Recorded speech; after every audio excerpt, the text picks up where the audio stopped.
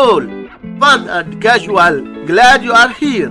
In this casual video, 4 divided by 2, which equals 2, and 14 divided by 7 equals 2.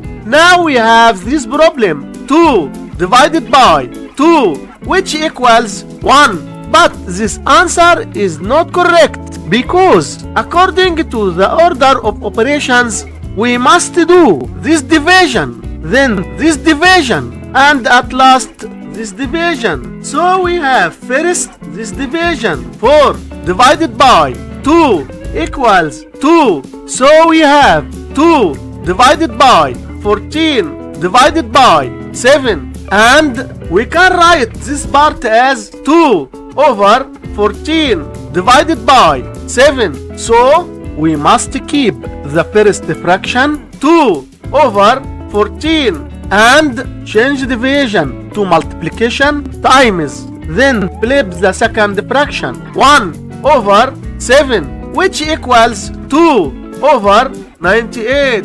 And this is our final answer for this problem. Thanks for watching. Don't forget to subscribe for more content.